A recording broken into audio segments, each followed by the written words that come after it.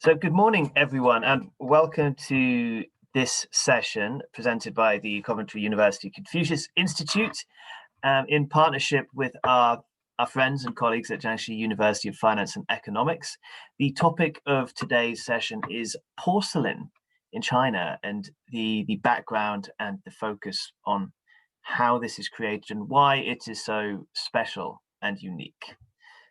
Before we begin, a little bit about the Confucius Institute. If you are not aware of the Confucius Institute, we at Coventry University have the mission to share and promote Chinese language and culture across the West Midlands in the UK. Of course, the Confucius Institute as a whole has the role to share and promote Chinese language and culture around the Western world. As such, we focus on running Mandarin Chinese classes. Those are available for all abilities. And we also run cultural experiences and classes for local schools. And we always look to promote and help local businesses working with Chinese companies. If you have questions for us, please contact us at our email on the screen, confuciusinstitute@coventry.ac.uk. And please follow us on our social medias to keep up to date with what we've got going on Twitter, Instagram, Facebook. We are at Confucius Cov Uni. So today we are joined by, well, Yang Wu. I think you are leading today, so welcome. Thanks, George. Thank you. So please, when you are ready, I see you already have some porcelain on your desk, ready to go with your tea. Yes. You're ready. Please begin. Okay. Good morning and good evening, everyone. So my name is Yang Wu. I'm an assistant professor in social work from Jiangxi University of Finance and Economics. And today, I'm going to take you on a virtual tour of porcelain in China.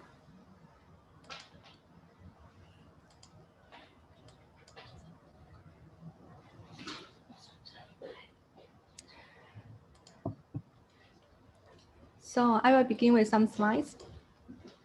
Do you want to learn some Chinese first? Please read after me. 瓷器,瓷器,瓷器.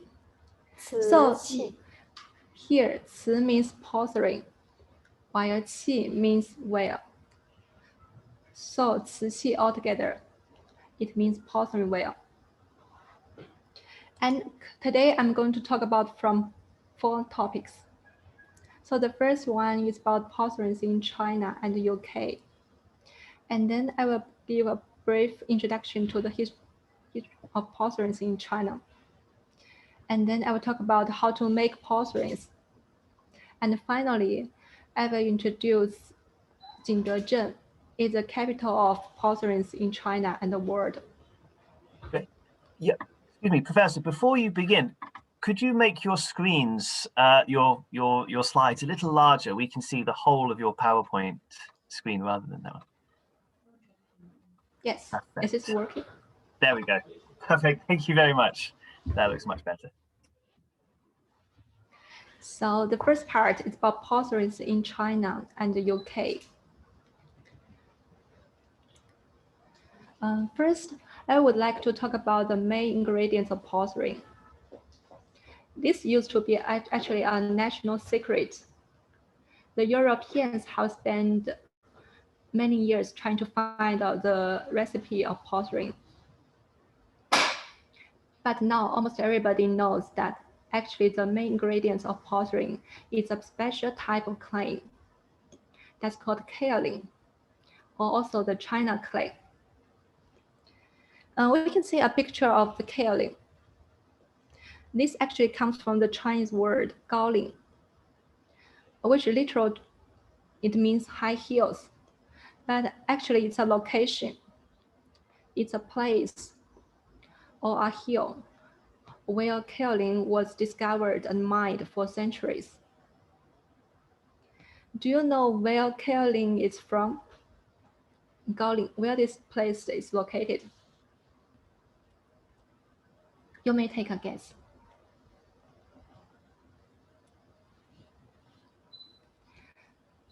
Okay, I will tell you the answer. This place is in Jiangxi, the capital of porcelain in China. And why makes kaolin so special? It has three very unique features. The first feature is that it has very high fusion temperature. And the second one, it has white burning characteristics. After burning, the coarse kaolin stones can be turned into white and exquisite artwork. And the last feature is that when water is added, it can become very plastic. Under pressure, it can be molded into any shape you like. And when the pressure is removed, the shape can be retained, so you can make anything you like.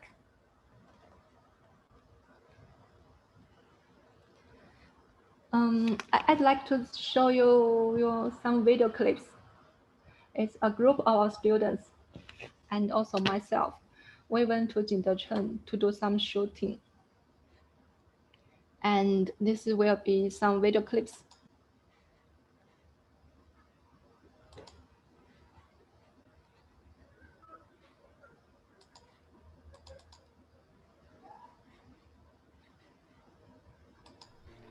So would you please take a look at this video clip, and I will have a quiz afterwards about the relationship between porcelains in China and the UK.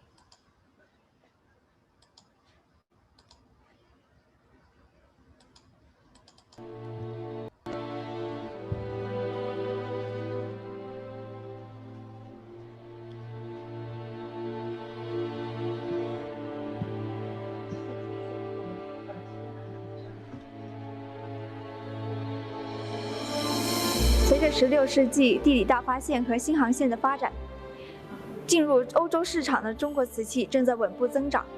中国瓷器在欧洲道路上会发生什么变化呢？下面我们一起来走进中国陶瓷博物馆，来看看吧。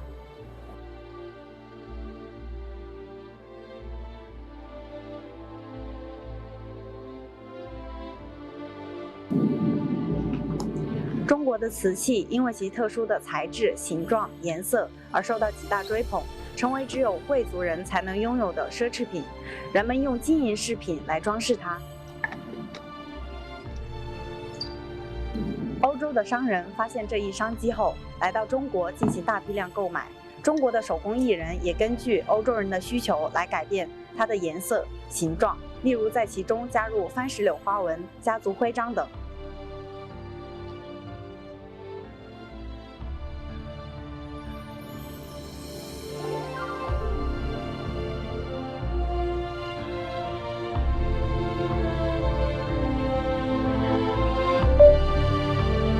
欧洲人也开始自己仿制瓷器，并且融入自己的文化特色。瓷器也逐渐从奢侈品转变为日用品，比如下午茶杯具、房间装饰等。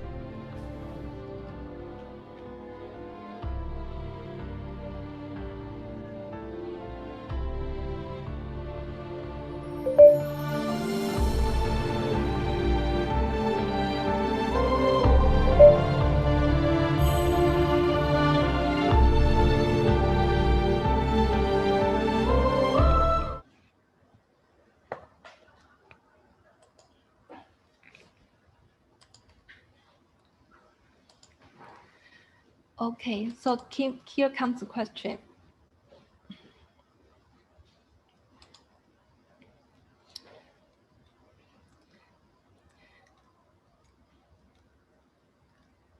There are 4 pictures. There are pieces of porcelains. Would you please guess which are from China and which are from the UK? And also the reasons.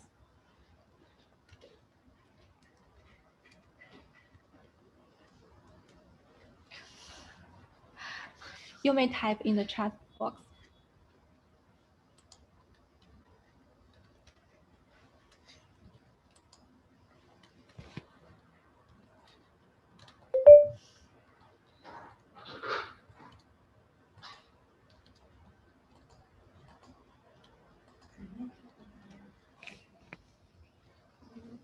举手吗？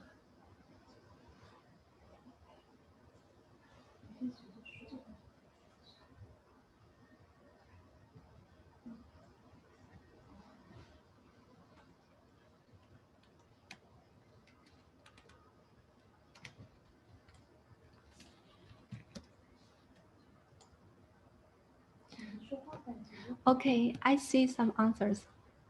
Yeah, you're correct.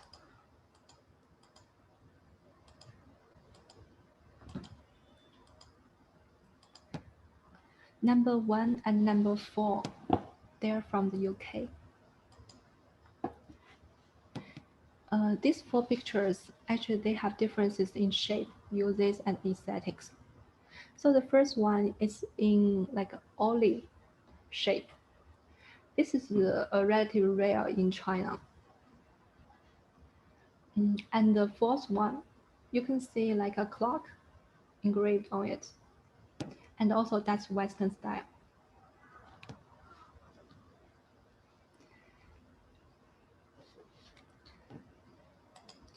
And here comes the next challenge.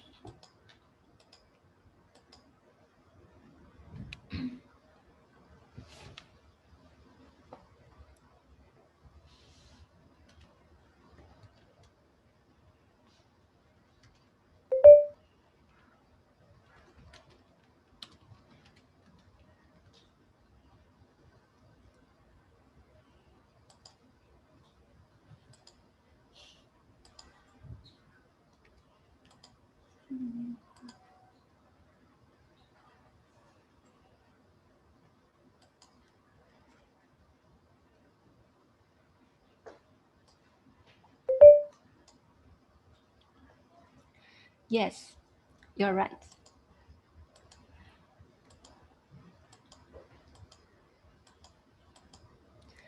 The second and the fourth, they are from the UK. You can see this picture. There's a Western style cottage on the plate. And the fourth picture, they have very different Western style art styles. So it usually shows in oil paintings, right? While in the third picture, it's about like children playing together.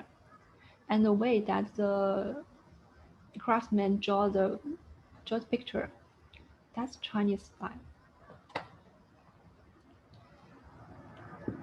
And the final one is more difficult. You may have a guess.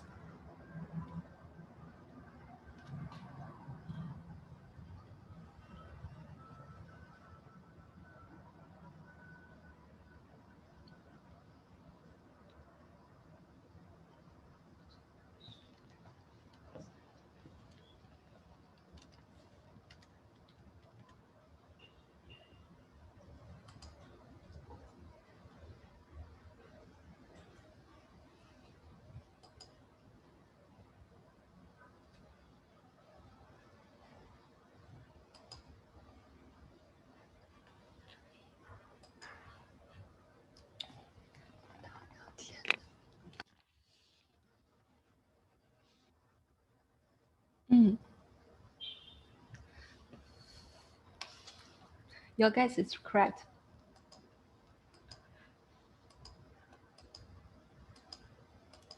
It's also number 2 and 4 from the UK. The first and third one, they're actually called Chinese eggshell porcelain. It's called eggshell porcelain because it's as thin as eggshells. So they're usually thinner and they have bluish white in color. While the left ones, they are British bone porcelain because when making the porcelains, bone ashes were added to it. And they're usually milky white and has light transmittance.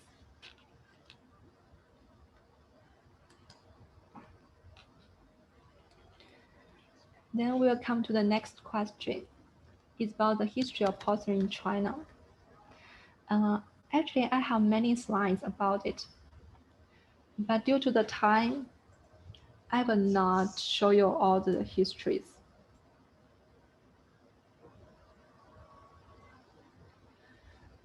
The history of porcelains in China can be dated back to the 1600 BC.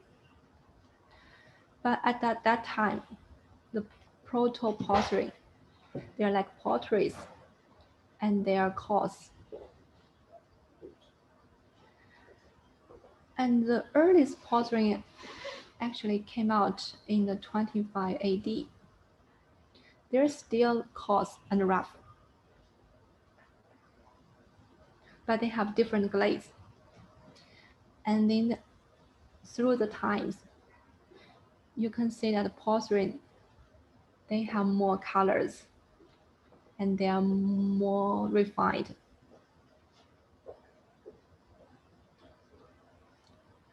So I'm going to talk a little bit about the 5 famous kilns. So you can see there are 5 names of the kilns here. They are the most famous kilns during that time. That's about the 10th and 13th centuries. The Lu kiln and Guan kiln are the most famous too, because they make porcelains for the royal families. And the porcelains coming out from these 2 kilns, they are mostly green. And for the Ger kiln, you can see that they have crackles on top of the porcelains, and that's very unique. And the one in the middle, that's the Jing kiln. It's famous for its red or purple glaze. So porcelains made in this place are usually red or purple. And for the Ding kiln, it's famous for the white porcelain. So they're usually white.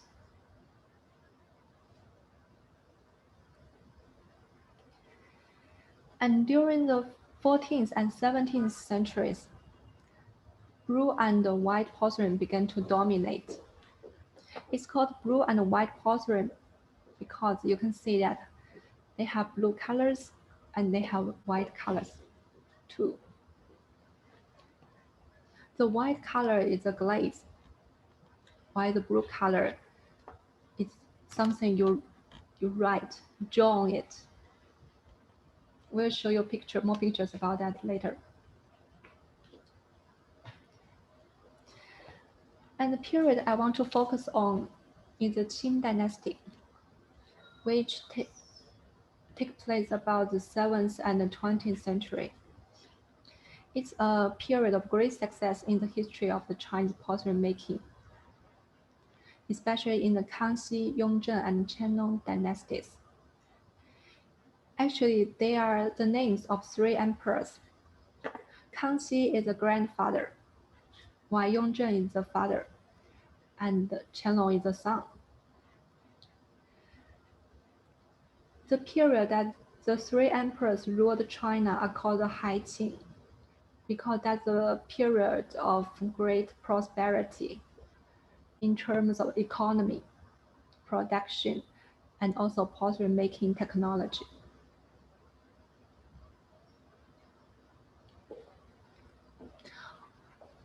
Although these 3 emperors, they are grandfathers and sons, they show very different aesthetics in terms of porcelains. So for example, there are 3 different vases, but they have very different aesthetics. So this one is from the Kangxi dynasty, and the one in the middle from Yongzheng dynasty, and Qianlong dynasty on the right.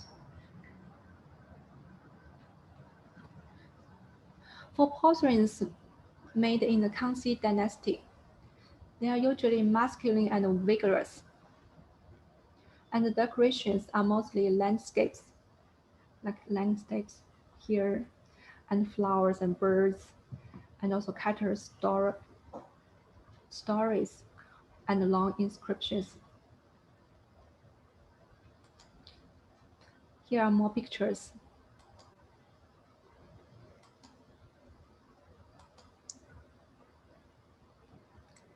And for the Yongzheng dynasty, that's the father's period. He likes elegant, small, and exquisite stuff.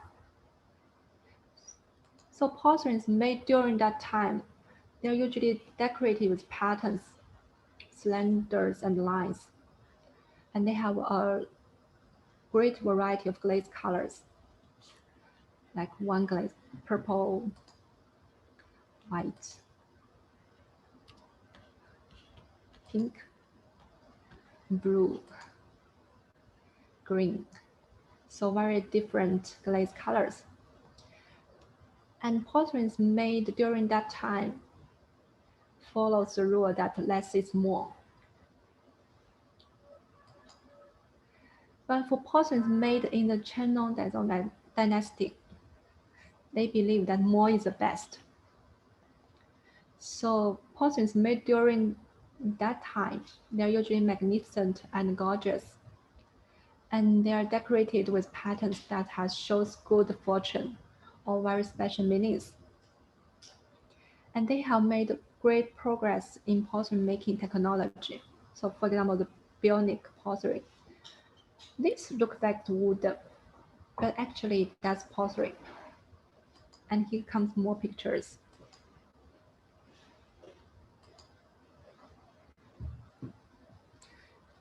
You can see that there are more colors, more drawings here.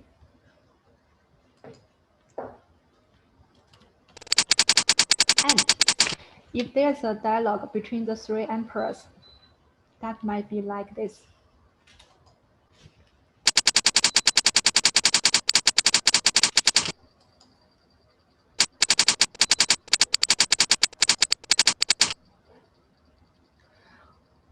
Although we usually laugh at Qianlong for his farmhouse aesthetics,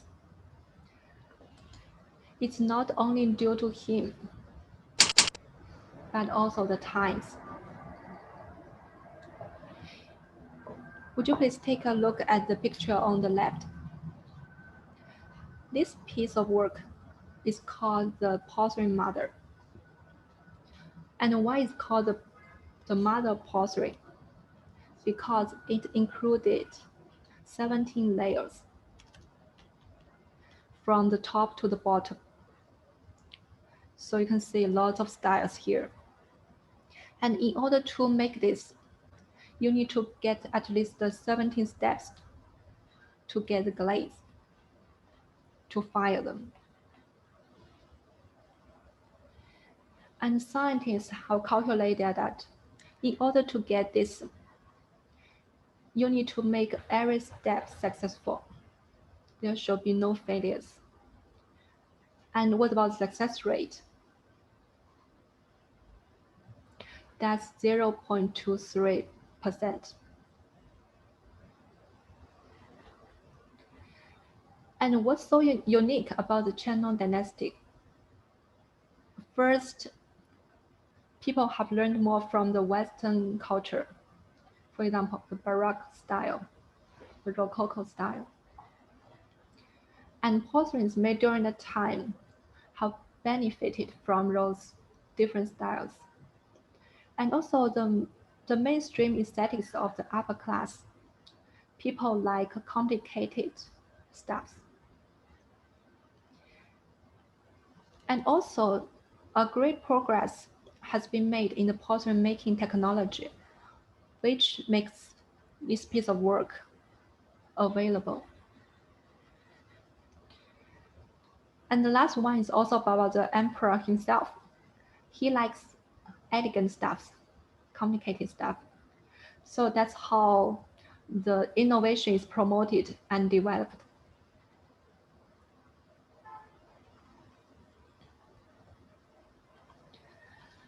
And now I'm going to show you how to make porcelains.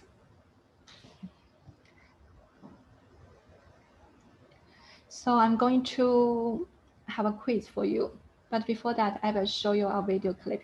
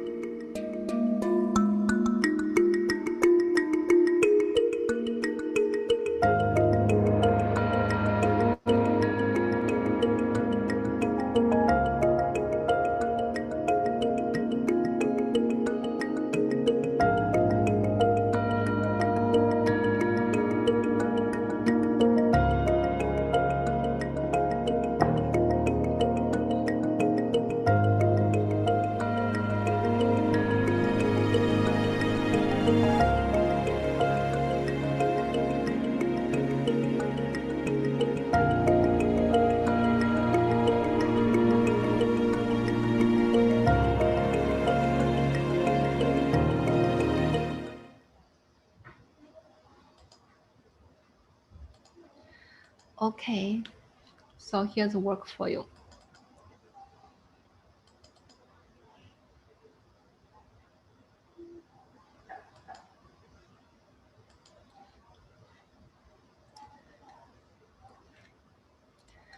Would you please order the photos that show different procedures of making porcelains? This might not be exactly the same as what's shown in the video, because actually making porcelain, that might be 72 different small steps. So we definitely cannot go over all the steps. We'll just choose the major ones.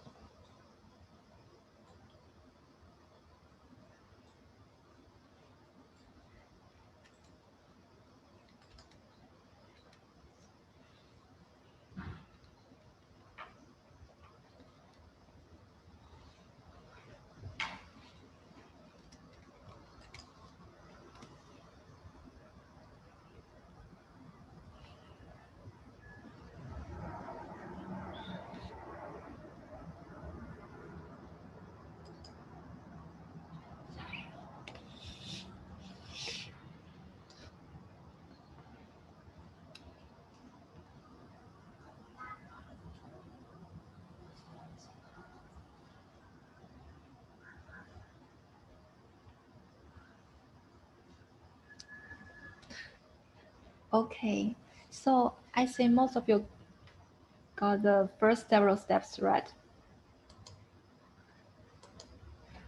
So the fourth step, the fourth picture, the first step. And then comes the first, eighth, fifth, second, sixth, 3, and 7. I will tell you more about it. So the first step, as you see, is the clay refining process. You have just seen pictures of kaolin, they are in stones. So you need to make clays out of stones. So that's the first step. It's called clay refining. And the second step is called throwing or model making. You put the clay ball on the turntable.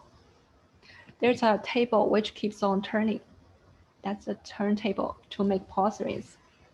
And knead out all the preliminary porcelain shape. Because the shape is still preliminary, you need to further refine it with your hands. And that's the third step. It's called fettling. You place the adobe on the turntable again and spin it with a knife to make it more refined. And after that, you place the adobe on a wooden rack to dry it. These two steps, they're actually optional. If you want carvings, you can use a knife to engrave patterns. And if not, you may not do it. And the sixth one, if you want to draw something on the porcelain, you can do the drawings. But otherwise, if you do not need, you don't need it. This picture shows the drawing part for the blue and white porcelain. So you can see the craftsman is a she. So actually she's drawing on the porcelain. It looks like black, but after firing it, it will be blue. So that's why the blue and white porcelain.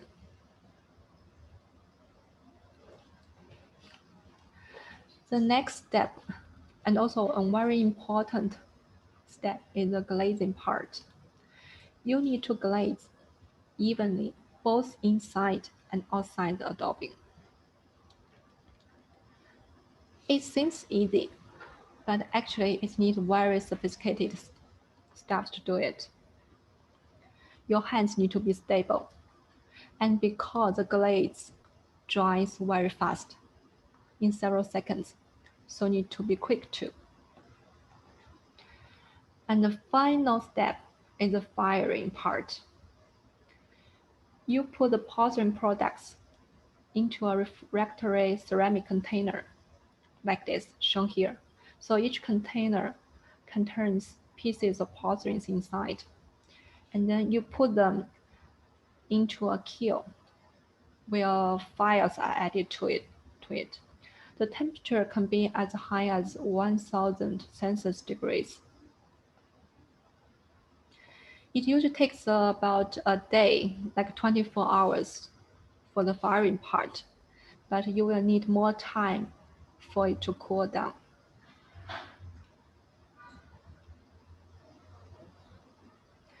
And the last part is about Jingdezhen. Jingdezhen is actually located in the southeast of China. It's located in Jiangxi province, and we are in the capital of Jiangxi province. It took about 2.5 hours by train to get there. And it's known as the world's porcelain capital. Actually, people in Jingdezhen began to make porcelains since 22 AD. And during the 7th and 10th century, people started to make blue and white porcelain. And in the 13th and 14th century, people there started to make porcelains for the royal families. And that's when it started to become more and more famous.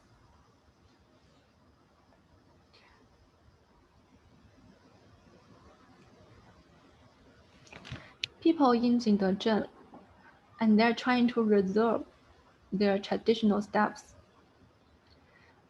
Here, pictures show refining at a Ming Dynasty kiln. This kiln was used during the Ming Dynasty, so that's hundreds of years ago. and it went out of use for centuries. But recently, people are going to reuse it. So there's an ignition ceremony that celebrates refiring in the kiln. And last time we went there, we were very fortunate because people are opening the kiln to take out the finished porcelain. There's an opening ceremony, and it happens once in a month. That's why we are so lucky, very lucky. We went there and it just happened. So you can see here in this picture, that's the kiln. And craftsmen, they are taking porcelains out of the kiln after it's burnt, fired.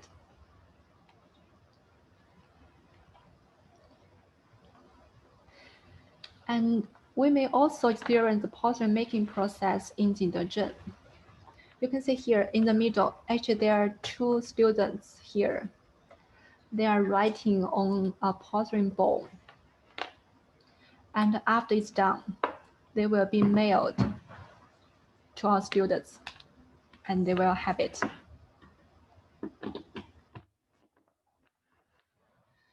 In addition to the traditional Jingdezhen, it also has very new powers. And you can see here is a picture of Tao Xichuan ceramic art avenue. That's actually a night market. So young art students, artists, and craftsmen all over the country, they came to Jingdezhen. They want to learn something, they want to communicate, and also they want to make a living there. So that's why they sell their stuffs, handcrafted stuffs in the night market. And I'm going to show you our video clip.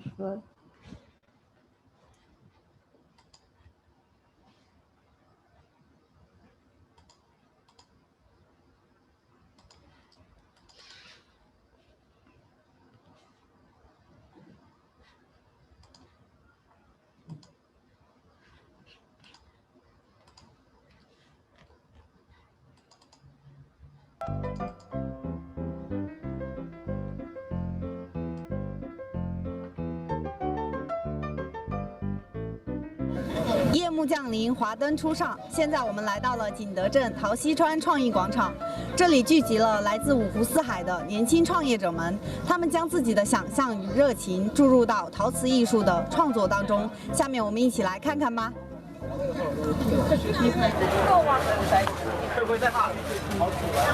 老板，你们为什么会来这里就是做这个呢？因为我们就是读书的时候是学这个专业陶瓷艺术设计，所以然后毕业了就开始做陶瓷。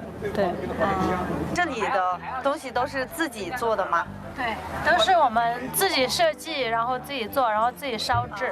对，我们每一个摊位都是不一样的，就是可能会有类似，但是东西是没有一模一样的，因为都是自己做的，都是的。老板你好，我们看你这个艺术品，感觉很有意思的样子，就你能给我们简单介绍一下你的一个创作的灵感吗？这是我基本上是从电影中找到一些元素，然后给它做了一些拼接。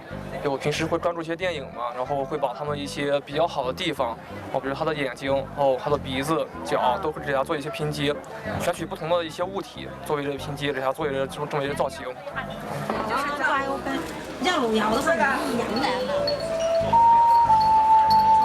老板你好，我看你这边正在做这个小瓷器，然后想问一下，你学这种手艺学了多长时间呀？17年是做，17年到19年是跟师傅学做大的。19年7月份，然后自己尝试做这个小的，然后一直到现在，也大概有1年多吧。这个东西，工艺的话是自己琢磨的，然后但是也是基于传统技法的基础之上。然后把它表现成现在这个样子。咋样？老板，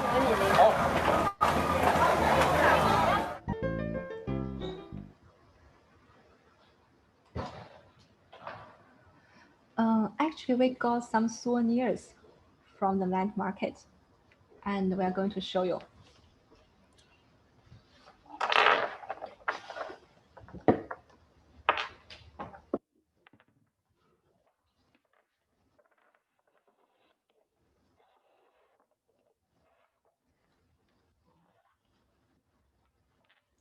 They're very tiny.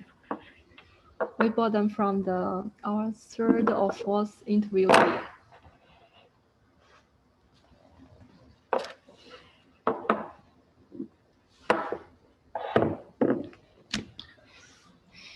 You may want to know that what are these things used for? Actually, they are tea pads. You drink tea and you play with them.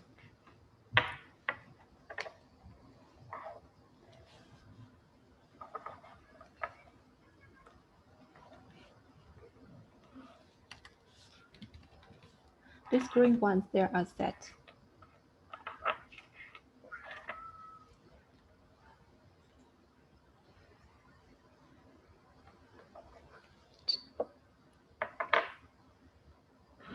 And this one actually included 2 different types of glazing. And it began to change in the kiln. That's why, and that's random. You may not get the same kind.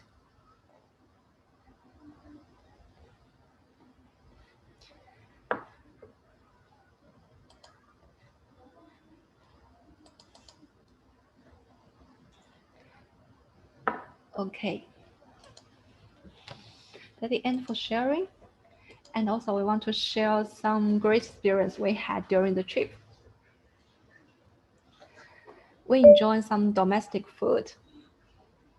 And this is just local food in Jingdezhen. We can't have them in Nanchang. So the mixed rice noodles, and also this one, it's very special. It's like kind of a sandwich. So the inside is glutinous rice cake, and outside the deep fried dough sticks wrapped with sesame.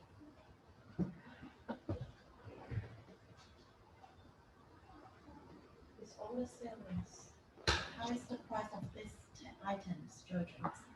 This one? How is the price of these items? They are not expensive. So for the light green ones, I bought them. It's about 200 yuan. So what's the rate for pounds?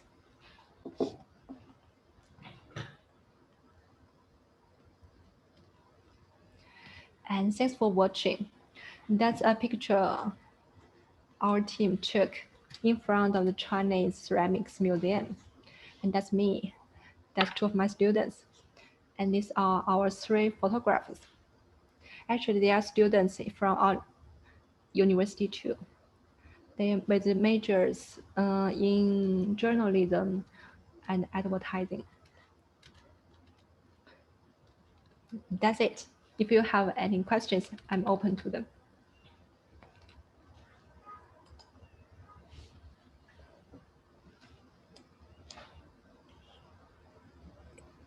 Thank you very much for that. That was very, very interesting, and well done to you and all your students for those videos. I think they were very, very well done and interesting. Thank you.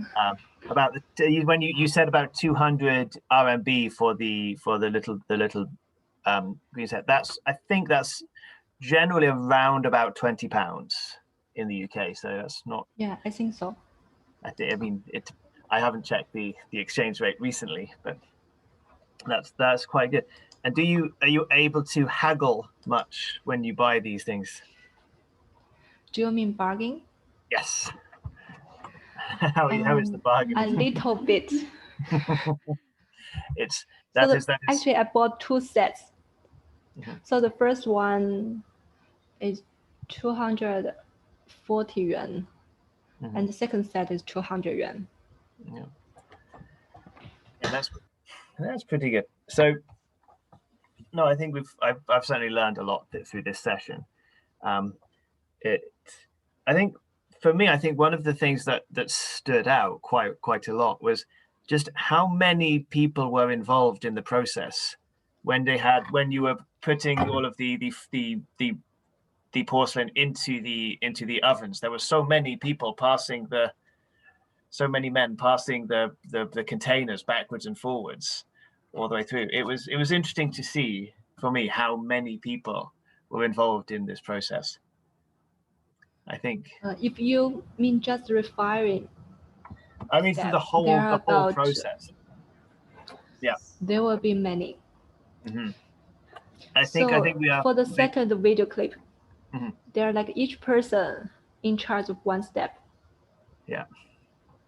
No, it was very much a teamwork, and I think the amount that the skill and you can really see the craftsmanship when the person was making the bowl and how it was handmade but perfect, and then all of the everything's done by hand. It's very impressive to see people who are very good at their job. So, thank you.